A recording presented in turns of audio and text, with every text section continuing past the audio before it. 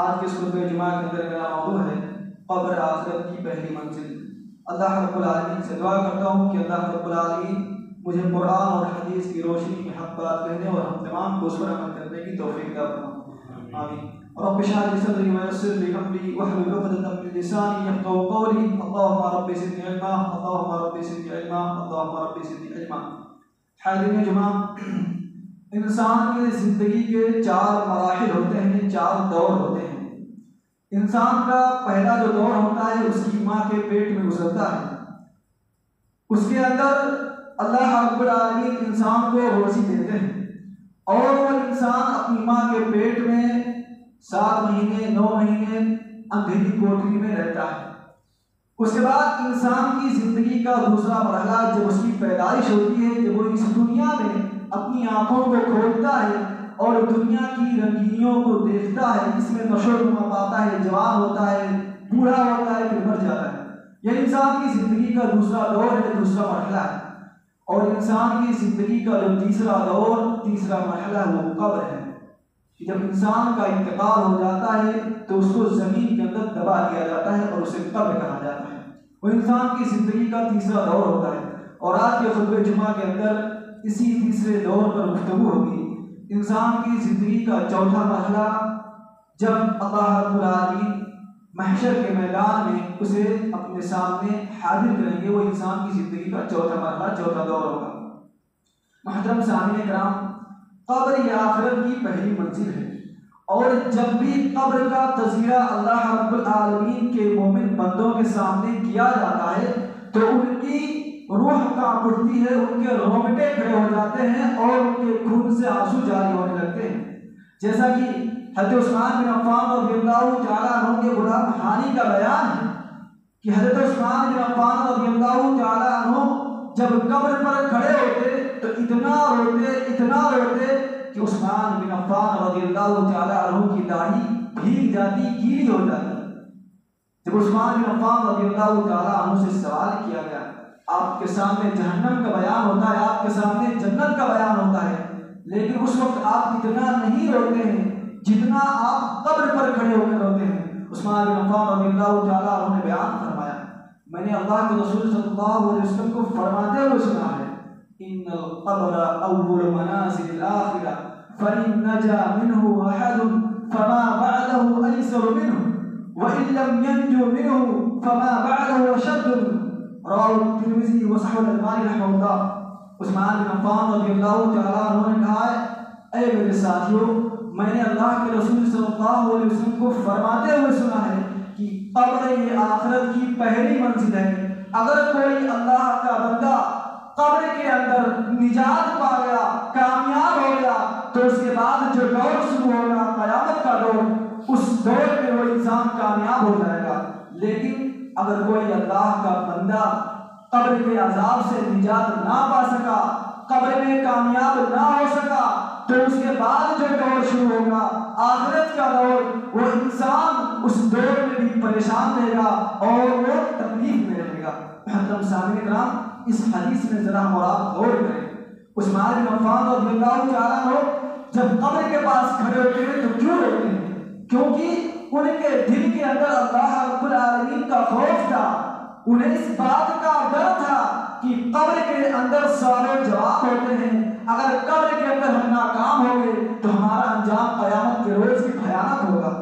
اور اس حدیث سے یہ بھی بات واضح ہو گئی کہ قبر آخرت کی پہلی منزل ہے۔ محترم سامعین کرام، اسی طرح سے جب ہمارے اندر سے کوئی شخص انتقال ہوتا ہے، جب ہم اور آپ اسے قبرستان میں لے جا کر اسے زمین کے نیچے دبا دیتے ہیں تو اسے قبر دبوچتی ہے، دباتی ہے۔ اب انسان کی قبر، انسان کی میت، چاہے نیک میت ہو یا بری میت ہو، قبر میت کو ایک بار ضرور دباتی ہے۔ فرق اتنا ہے، جب اللہ کے نیک بندوں کو قبرستان میں دفنایا جاتا ہے تو قبر صرف ایک بار دباتی ہے، اس کے بعد انہیں چھوڑ دیتی ہے، انہیں ان کے لیے کشادہ ہو جاتی ہے۔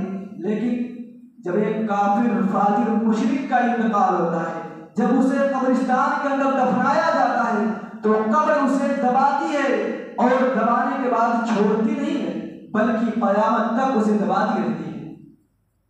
اور نیک انسان کو قبر دباتی ہے۔ اس کی دلیل حضرت محمد صلی اللہ علیہ وسلم نے حضرت سعد بن معاذ رضی اللہ تعالیٰ عنہ کے تعلق سے فرمایا جب ان کا انتقال ہوا، اللہ کے رسول صلی اللہ علیہ وسلم نے فرمایا هذا الذي تحرك له العرش وفتحت له أبواب السماء وشهده 70,000 من الملائكة لقد ثم فرج عنه۔ اللہ کے رسول صلی اللہ علیہ وسلم نے ارشاد فرمایا، اے میرے ساتھیو، یہ حضرت سعد بن معاذ رضی اللہ تعالیٰ عنہ کی قبر ہے۔ جب ان کا انتقال ہوا تھا اور رب کا عرش حرکت میں آ گیا، جب ان کا انتقال ہوا اللہ رب العالمین کے حکم سے آسمان کے ساتوں دروازے کھول دیے گئے۔ جب ان کا انتقال ہوا، لوگ ان کی نماز جنازہ پڑھنے کے لیے کھڑے ہوئے تو ان کی نماز جنازہ میں 70,000 فرشتوں نے شرکت کی۔ لیکن ان کا انجام کیا ہوا؟ جب ان کو قبر کے اندر دفنایا گیا تو قبر میں حضرت سعد بن معاذ رضی اللہ تعالیٰ عنہ نے دبوچا دبایا، اس کے بعد انہیں چھوڑ کر ان کے لیے کشادہ ہو گئی۔ محترم صاحب کرام، اس حدیث میں ہم اور آپ ذرا غور کریں۔ حضرت سعد بن معاذ رضی اللہ تعالیٰ عنہ صحابی رسول ہیں، اور صحابی رسول کی فضیلت ہم اور آپ جانتے ہیں۔ اوپر سے نیک کتنے ہیں کہ جب ان کا انتقال ہوتا ہے تو اللہ رب العالمین کا عرش حرکت میں آ جاتا ہے۔ جب ان کا انتقال ہوتا ہے آسمان کے دروازے کھول دیے جاتے ہیں اور ان کی نماز جنازہ میں 70,000 فرشتے شرکت کرتے ہیں۔ اتنے نیک انسان جب ان کو قبر کے اندر دفنایا گیا تو قبر نے انہیں بھی ایک بار دبوچا، ایک بار دبایا، اس کے بعد چھوڑ دیا۔ تو ہم اور آپ قبر کے دبانے سے، قبر کے دبوچنے سے ڈریں، قبر کے عذاب سے ڈریں، قبر کے تذکرے سے اللہ رب العالمین کا خوف کھائیں کہ قبر کے اندر ہمارا کیا عالم ہوگا۔ ہمیں نیک اعمال کرنے چاہیے۔ محترم سامعین کرام، اسی طرح سے ہم جب اپنی میت کو قبر کے اندر دفنا دیتے ہیں تو اگر میت نیک ہوتی ہے تو جنت اس کے لیے صبح اور شام پیش کیا جاتا ہے، اور اگر میت برے انسان کی ہوتی ہے تو جہنم اس کے لیے صبح اور شام پیش کیا جاتا ہے۔ اللہ کے رسول صلی اللہ علیہ وسلم نے ارشاد فرمایا، ان احدکم اذا مات عرض علیہ مقعدہ بالغداة والعشی ان کان من اہل الجنة فمن اہل الجنة وان کان من اہل النار فمن اہل النار یقال هذا مقعدك حتى يبعثك اللہ الى یوم القیامہ۔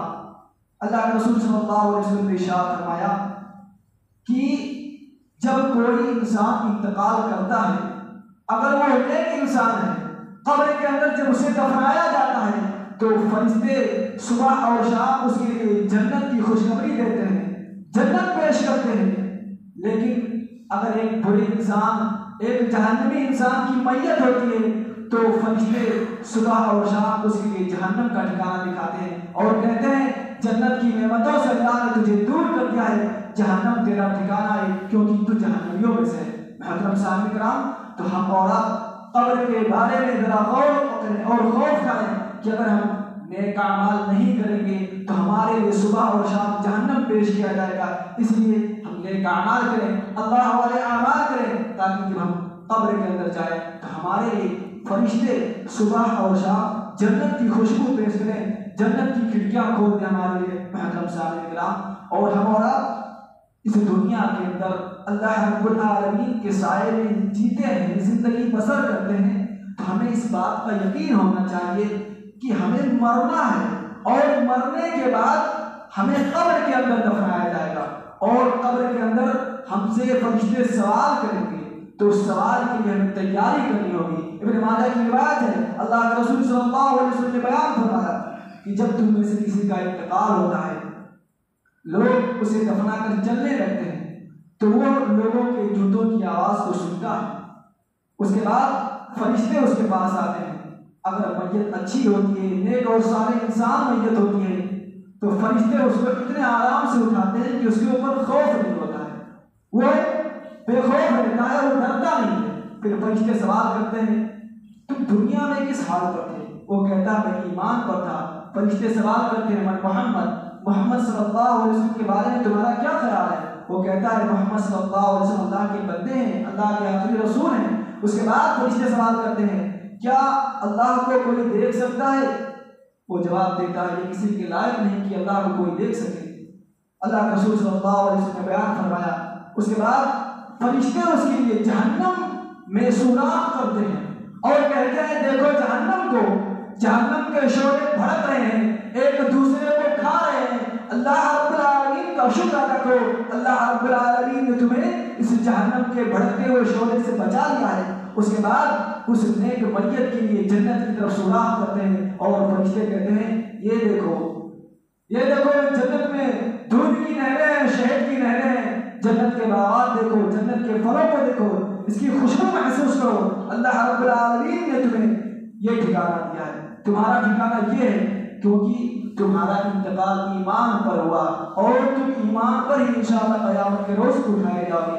اللہ کے رسول صلی اللہ علیہ وسلم نے فرمایا لیکن اگر کسی گنہگار کی میت ہوتی ہے، کسی کافر کی میت ہوتی ہے، کسی فاجر کی میت ہوتی ہے تو فرشتے جب اس سے سوال کرتے ہیں تو سوالوں کا جواب نہیں دے پاتا ہے، اس کے بعد فرشتے اس کے لیے جہنم کی طرف سے سوراخ کرتے ہیں اور کہتے ہیں یہ لو جہنم کے بھڑکتے ہوئے شعلے یہی تمہارا ٹھکانہ ہے اور اللہ رب العالمین نے تمہیں جنت کی نعمتوں سے محروم کر دیا ہے۔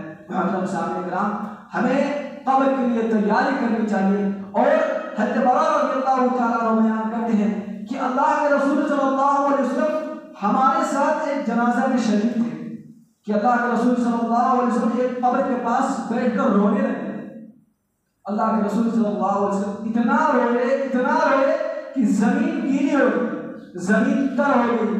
صحابہ اکرام دیکھ کر حیران اور پریشان ہو گئے۔ اس کے بعد اللہ کے رسول صلی اللہ علیہ وسلم نے اپنے صحابہ سے جو الفاظ کہے تھے اس پر ہمارا غور کریں۔ اللہ کے رسول صلی اللہ علیہ وسلم نے فرمایا یا اخوانی لمثل هذا فاعدوا، اور مسلم، اے میرے صحابہ، اے میرے اسلامی بھائیوں، اس کے مثل تم لوگ تیاریاں کر لو، یعنی قبر کے لیے تم لوگ تیاریاں کر لو۔ محترم سامعین کرام، ہم آپ ذرا غور کریں، اللہ کے رسول صلی اللہ علیہ وسلم ایک قبر کے پاس بیٹھ کر اتنا کیوں رو گئے کہ زمین آپ کے آنسو سے تر ہو گئی ہے؟ کیا وجہ ہے؟ کیونکہ قبر کے اندر سوال و جواب ہوتا ہے، قبر کے اندر گنہگاروں کو سزا دی جاتی ہے، اس لیے اللہ کے رسول صلی اللہ علیہ وسلم رو رہے تھے اور اپنے صحابہ کرام کو، اپنے اسلامی بھائیوں کو تنبیہ کر رہے ہیں کہ فاعدوا، قبر کے لیے تیاریاں کر لو، قبر کے اندر عذاب ہوتا ہے، قبر کے اندر سوال و جواب ہوتا ہے۔ اے میرے اسلامی بھائیوں، تیاری کرو۔ ہم کس کی تیاری کرتے ہیں؟ ہم دنیا کی کمائی کی تیاری کرتے ہیں، ہم پیسوں کے پیچھے لگے ہوئے ہیں، ہمیں نہ تو اللہ کا خوف ہے اور نہ ہی عذاب قبر کا خوف ہے اور نہ ہی جہنم کا خوف ہے، ہم صرف دنیا کمانے کے چکر میں لگے ہوئے ہیں۔ محترم سامعین کرام، ایک بات یاد رکھیے، یہ مال و دولت، یہ بیوی، یہ بچے، یہ دوست و احباب قبر میں ہمارے ساتھ نہیں جائیں گے۔ اللہ کے رسول صلی اللہ علیہ وسلم نے ارشاد فرمایا یتبع المیت ثلاثة اہلہ وعملہ ومالہ فیرجع اثنان اہلہ ومالہ ویبقى واحد عملہ، متفق علیہ۔ اللہ کے رسول صلی اللہ علیہ وسلم نے فرمایا ایک میت کے پیچھے تین چیزیں جاتی ہیں، اس کے گھر والے، اس کا مال و دولت اور اس کا عمل۔ اللہ کے رسول صلی اللہ علیہ وسلم نے بیان فرمایا اس کے بعد دو چیزیں لوٹ آتی ہیں، اس کے گھر والے لوٹ آتے ہیں، اس کا مال و دولت لوٹ آتا ہے، وَيَبْقَى، اور جو چیز باقی بچتی ہے عمل ہو، اس کا عمل ہے۔ محترم سامعین کرام، ہم اور آپ ذرا غور کریں، اگر اذان ہو رہی ہے، نماز نہیں پڑھتے ہیں، بچوں کے لیے، بیویوں کے لیے ہم محنت کر رہے ہیں، اللہ کو بھول کر پیسوں کے چکر میں لگے ہیں، یقین جانیے ہمارا انتقال ہوگا، ہمیں یہی گھر والے، ہمارے یہی بیٹے، ہمارے یہی بھائی، ہمارے یہی باپ ہمیں اپنے کندھوں پر اٹھا کر قبرستان لے جائیں گے، زمین کے اندر ہمیں دفنا دیں گے، اس کے بعد چند منٹ ہمارے لیے دعا کریں گے، پھر لوٹ آئیں گے، دوبارہ کبھی ہماری قبر کو دیکھیں گے نہیں۔ اللہ کے رسول صلی اللہ علیہ وسلم نے بیان فرمایا تمہارا صرف عمل قبر میں تمہارے کام آئے گا، اس لیے کسی کے لیے مت مرو، مرنا ہے تو اللہ رب العالمین کے لیے مرو، مرنا ہے تو ہمارے قبر کے بارے میں خوف کرو، اگر زندگی جی ہے تو عذاب قبر سے بچنے کی تیاریاں کر لو، نیک اعمال کر لو، نمازیں پڑھ لو، صدقہ خیرات کر لو، لوگوں کی مدد کر لو، غریبوں یتیموں کا سہارا بن جاؤ، اللہ والے بن جاؤ، رسول اللہ صلی اللہ علیہ وسلم پر جان قربان کرنے والے بن جاؤ۔ مسلمانوں، عذاب قبر بہت ہی خطرناک ہے، قبر کی بھی ہمیں اور آپ کو تیاری کرنی چاہیے۔ محترم سامعین کرام، اور ایک بات کہ اللہ کے رسول صلی اللہ علیہ وسلم نے بیان فرمایا کہ اے لوگوں قبر کی تیاری کر لو، کیونکہ قبر کے اندر عذاب ہوتا ہے۔ اب بہت سے دنیا کے اندر اسلام پر اعتراض کرنے والے اعتراض کرتے ہیں کہ قبر کے اندر کوئی عذاب نہیں ہوتا ہے، اگر قبر کے اندر عذاب ہوتا ہے تو ہمیں دکھائی کیوں نہیں دیتا ہے؟ بہت لوگوں نے دیکھنے کی کوشش کی، مسیروں کا استعمال کیا، لیکن میں آپ کو بتلاؤں کہ قبر کے اندر یہ عذاب ہوتا ہے، یہ برحق اسی طرح بات دوں گا۔ پہلے یہ بتا دوں کہ اللہ رب العالمین نے عذاب قبر کو ہم سے چھپا کر کیوں رکھا ہے؟ اللہ رب العالمین عذاب قبر ہمیں دکھاتا کیوں نہیں ہے؟ اس کے 3 جوابات ہیں۔ پہلا جواب یہ ہے کہ اللہ رب العالمین ارحم الراحمین ہے، اس پر تمام انسانوں کا ایمان ہے اور سب جانتے ہیں کہ اللہ رب العالمین کتنے بڑے مہربان ہیں۔ ہمارا ذرا غور کریں، اگر اللہ رب العالمین ہمیں عذاب قبر دکھا دیتا تو اگر ہمارے والد کا انتقال ہوا، اگر ہم یہ دیکھ لیں کہ ہمارے والد محترم کو کتنی خطرناک سزا دی جا رہی ہے، تو ہمارا ذرا بتلائیں کہ زندگی میں کیا ہم چین سے کھانا کھا پائیں گے؟ کیا ہم چین کی نیند لے پائیں گے؟ ہماری زندگی تباہ ہو جائے گی، برباد ہو جائے گی۔ اور پھر اللہ رب العالمین ارحم الراحمین ہے تو اللہ رب العالمین اپنے فعل میں جھوٹا ثابت ہوگا، اس لیے اللہ رب العالمین نے عذاب قبر کو چھپا کر رکھا ہے تاکہ انسان اپنی زندگی میں بے چین اور بے سکون نہ رہے۔ محترم سامعین کرام، اور دوسرا جواب یہ ہے کہ اگر اللہ رب العالمین ہمیں عذاب قبر دکھا دیتا تو ہم میت کا مذاق اڑاتے۔ مثلا ہمارے اندر کوئی اچھا انسان تھا اور اس نے چھپ کر کوئی گناہ کر دیا، اب اگر قبر کے اندر اس کو سزا دی جاتی ہو، ہم اور آپ اگر دیکھ لیں گے تو کیا کہیں گے؟ سب سے یہی کہیں گے کتنے نیک بنتے تھے، دیکھو تو صحیح سزا دی جا رہی ہے، چپکے گناہ کرتے تھے، لوگ میت کا مذاق اڑائیں گے۔ اس لیے اللہ رب العالمین نے عذاب قبر کو ہم سے چھپا کر رکھا ہے۔ اور تیسرا جواب یہ ہے کہ اگر ہم اور آپ عذاب قبر کو دیکھ لیتے، عذاب قبر کو سن لیتے، تو ہم اپنے گھر والوں کو قبر میں دفناتے نہیں، ان کو قبر میں نہیں دفناتے۔ اللہ کے رسول صلی اللہ علیہ وسلم نے بیان فرمایا لولا ان تدافنوا لدعوت اللہ ان یسمعکم من عذاب القبر، کہ اے لوگوں اگر مجھے اس بات کا خوف نہ ہوتا کہ تم اپنے مردوں کو قبر میں دفنانا چھوڑ دو گے تو میں اللہ رب العالمین سے دعا کرتا کہ اے اللہ لوگوں کو عذاب قبر سنا دے، عذاب قبر دکھا دے۔ محترم سامعین کرام، اگر ہم عذاب قبر کو جان لیں، عذاب قبر کو دیکھ لیں، عذاب قبر کی چیخ و پکار کو سن لیں، تو ہم اپنے باپ کو، اپنی ماں کو، اپنے بھائی کو، اپنے رشتہ داروں کو زمین میں کبھی نہیں دفنائیں گے۔ اس لیے اللہ رب العالمین عذاب قبر کو ہم سے چھپا کر رکھا ہوا ہے۔ محترم سامعین کرام، بہت سے لوگوں کا یہ عقیدہ ہے کہ اللہ رب العالمین سے ہم بچ جائیں گے، اور وہ حربہ کا استعمال کرتے ہیں۔ وہ سوچتے کیا ہے کہ جب ہمیں دفنایا جائے گا تبھی تو فرشتے ہم سے سوال کریں گے، تبھی تو اللہ رب العالمین ہمیں دوبارہ زندہ کرے گا۔ اس لیے وہ اپنے آپ کو جلا دیتے ہیں، جلا کر راکھ کر دیتے ہیں، اور بعض حضرات تو مسیحوں کی چکی میں اپنے آپ کو پسرا دیتے ہیں تاکہ اللہ رب العالمین انہیں دوبارہ زندہ نہ کر سکے۔ محترم سامعین کرام، بخاری اور مسلم شریف کی حدیث میں اللہ کے رسول صلی اللہ علیہ وسلم نے فرمایا کہ پہلے کے دور میں ایک شخص بہت بڑا گنہگار تھا، اور جب اس کی موت کا وقت قریب آیا تو اس نے اپنے بیٹوں کو کیا وصیت کی پتہ ہے؟ اپنے بیٹوں سے کہا اے میرے بیٹو، جب میں مر جاؤں گا تو مجھے جلا کر راکھ کر دینا، کیونکہ زندگی میں نے کبھی کوئی نیک عمل نہیں کیا ہے اور مجھے اس بات کا خوف ہے کہ میں اللہ رب العالمین کے سامنے کوئی جواب نہیں دے پاؤں گا۔ چنانچہ جب اس کا انتقال ہو گیا، اس کے بیٹوں نے اسے جلا کر راکھ کر دیا اور اس کی آدھی راکھ کو سمندر میں بہا دیا، آدھی راکھ کو زمین پر بہا دیا۔ اللہ رب العالمین ان اللہ علی کل شیء قدیر، اللہ رب العالمین ہر چیز پر قادر ہے۔ کن فیکون، صرف اللہ رب العالمین کے الفاظ کہتا ہے جو چیز ہو جاتی ہے۔ محترم صاحب کرام، اللہ رب العالمین نے سمندر کو حکم دیا اور اس کی راکھوں کو اکٹھا کر دو، سمندر نے راکھوں کو اکٹھا کیا۔ اللہ رب العالمین نے زمین کو حکم دیا راکھوں کو اکٹھا کرو، پھر اللہ رب العالمین نے اس انسان کو زندہ کیا۔ پھر اللہ رب العالمین نے سوال کیا لماذا فعلت، اے میرے بندے تو نے ایسا کیوں کیا؟ اس نے کیا کہا؟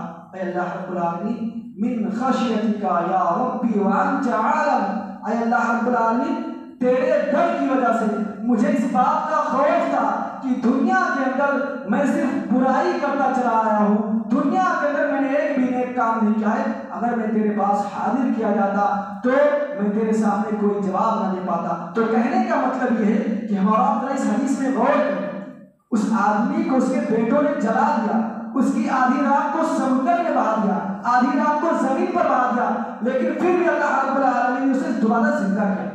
بتانے کا مقصد صرف یہ ہے۔ اور میں دوسری دلیل دوں، آپ ابراہیم علیہ السلام کا قصہ قرآن میں پڑھے ہوں گے سورہ بقرہ میں، کہ جب انہوں نے اللہ رب العالمین سے کہا کیف تحیی الموتیٰ، اللہ رب العالمین تو مردوں کو دوبارہ زندہ کیسے کرے گا؟ اللہ نے فرمایا کیا مجھ پر تیرا ایمان نہیں ہے؟ ابراہیم علیہ السلام نے فرمایا نہیں ہے میرے رب، لیطمئن قلبی، ایمان ہے لیکن میں چاہتا ہوں کہ میرے دل کو اطمینان ہو جائے، میں مطمئن ہو جاؤں۔ اللہ رب العالمین نے ان کو 4 پرندے کا حکم دیا، 4 پرندے کو لے کر آئے۔ اللہ رب العالمین نے کہا ان پرندوں کے گوشت ٹکڑے ٹکڑے کر اور پہاڑوں پر رکھ کر چلے جاؤ۔ ابراہیم علیہ السلام نے ایسا ہی کیا، پھر اللہ رب العالمین نے فرمایا پرندوں کو بلاؤ ان کا نام لے کر۔ جب ابراہیم علیہ السلام نے بلایا، پرندے آگے حاضر ہو گئے۔ محترم سامنے کا تو یہ تو دلیلیں کافی ہیں۔ جن لوگوں کا عقیدہ ہے کفار و مشرکین کا کہ اپنے آپ کو ہم جلا دیں گے تو اللہ رب العالمین ہمیں دوبارہ زندہ نہیں کر پائے گا، ہمیں قبر میں عذاب نہیں دیا جائے گا، تو آپ ان سے کہیے یقین جانو تم اپنی ہڈیوں کو پسوا دو، اپنے گوشت کا قیمہ بنا دو، اپنے جسموں کو جلا کر راکھ کر دو، لیکن اللہ رب العالمین ان اللہ علی کل شیء قدیر تمہیں زندہ کرے گا، تمہیں قبر میں سزا دے گا، اور قبر کے بعد تمہیں آخرت میں بھی جہنم میں داخل کرے گا۔ محترم سامعین کرام، ہمارا ذرا غور کریں اور سوچیں کہ قبر کے اندر عذاب ہوگا اور یہ برحق ہے۔ اس کی دلیل اللہ رب العالمین قرآن مقدس میں ارشاد فرماتے ہیں النار یعرضون علیہا غدوا وعشیا ویوم تقوم الساعة ادخلوا آل فرعون اشد العذاب۔ اللہ رب العالمین نے اس آیت کریمہ کے اندر 2 عذاب کا تذکرہ کیا ہے۔ پہلے اللہ نے فرمایا کہ النار یعرضون علیہا غدوا وعشیا، کہ جہنم کی آگ آل فرعون پر قبر کے اندر صبح اور شام پیش کی جاتی ہے۔ اس کے بعد اللہ رب العالمین نے آخرت کا عذاب کا تذکرہ کیا کہ اللہ رب العالمین قیامت کے روز آل فرعون سے کہے گا ادخلوا اشد العذاب، ادخلوا آل فرعون اشد العذاب، کہ اے آل فرعون تم جہنم میں داخل ہو جاؤ، سخت عذاب میں داخل ہو جاؤ۔ تو اس آیت کریمہ میں اللہ رب العالمین نے اس بات کو واضح کر دیا کہ قبر کے اندر سزا دی جاتی ہے، قبر کے اندر عذاب ہوتا ہے، یہ برحق ہے۔ اسی طرح سے آپ حدیث میں آئیے، حضرت عبداللہ بن عباس رضی اللہ تعالیٰ عنہ سے روایت ہے کہ اللہ کے رسول صلی اللہ علیہ وسلم ایک مرتبہ قبر والوں کے پاس سے گزرے، اس کے بعد اللہ کے رسول صلی اللہ علیہ وسلم نے ارشاد فرمایا انہما لا يعذبان وما يعذبان في كبير اما احدهما فكان لا يستطيع من البول واما الاخر فكان يمشي بالنميمه۔ اللہ کے رسول صلی اللہ علیہ وسلم نے ارشاد فرمایا اے میرے ساتھیوں، یہ جو قبریں تم دیکھ رہے ہو ان 2 قبروں کو عذاب دیا جا رہا ہے۔ پھر اللہ کے رسول صلی اللہ علیہ وسلم نے بیان فرمایا یہ پہلی قبر والا، اس کو کس بات میں سزا دی جا رہی ہے، اس کا گناہ کیا، اس کا جرم کیا ہے؟ فَكَانَ لَا يَسْتَطِيعُ مِنَ الْبَوْلِ، یہ دنیا کے اندر جب پیشاب کرتا تھا تو پیشاب کے چھینٹے سے بچتا نہیں تھا۔ اور اے میرے صحابہ، یہ جو دوسری قبر والا ہے اس کو کس جرم میں سزا دی جاتی ہے، اس کا گناہ کیا تھا؟ اللہ کے رسول صلی اللہ علیہ وسلم فرمایا فَكَانَ يَمْشِي بِالنَّمِيمَةِ، دنیا کے اندر اپنے مسلمان بھائی کی چغلی کرتا تھا، اسی لیے آج اسے قبر میں سزا دی جاتی ہے۔ محترم سامعین کرام، ہم اور آپ ذرا غور کریں اور اس حدیث میں 3 چیزیں ملتی ہیں۔ اس بات کی دلیل ہے کہ قبر کے اندر عذاب ہوتا ہے، یہ برحق واضح ہے۔ اور دوسری جو چیز ہے کہ دنیا کے اندر ہم اور آپ پیشاب کرتے ہیں تو ہم اور آپ اس بات کا خیال رکھیں کہ باتھ روم اور ٹوائلٹ میں جب ہم پیشاب کریں تو پیشاب کا چھینٹا ہمارے کپڑوں میں نہ پڑنے پائے، ہمارے جسموں پر نہ پڑنے پائے، ورنہ یہ بہت بڑا گناہ ہے اور قبر کے اندر ہمیں سزا دی جائے گی، جیسا کہ حدیث میں ذکر ہے۔ اور تیسری چیز کہ جو دنیا کے اندر ہم اور آپ اپنے بھائی کی چغلی کرتے ہیں تو قبر کے اندر ہمیں سزا دی جائے گی۔ اس لیے اگر چاہتے ہو کہ قبر کے اندر سزاؤں سے بچ جاؤ، عذاب سے بچ جاؤ، تو دنیا کے اندر نہ جھوٹ بولو، نہ چغلی کرو، نہ غیبت کرو، نہ کسی کو گالی دو، نہ ہی کسی کو بلا وجہ مارو، اور نہ ہی کسی پر جھوٹی تہمت لگاؤ، جھوٹا الزام لگاؤ۔ محترم سامعین کرام، اخیر میں رب کریم سے دعا کرتا ہوں کہ اللہ رب العالمین ہم تمام مومنوں کو قبر کی تیاری کرنے کی توفیق عطا فرما۔ اللہ رب العالمین ہم تمام مومنوں کو اپنے مطابق زندگی گزارنے کی توفیق عطا فرما۔ اللہ رب العالمین ہمیں قرآن و حدیث کے مطابق زندگی گزارنے کی توفیق عطا فرما۔ اللہ جب تک ہمیں زندہ ایمان پر، جب ہمارا خاتمہ ہو تو ایمان بالخیر پر، وآخر دعوانا الحمدللہ۔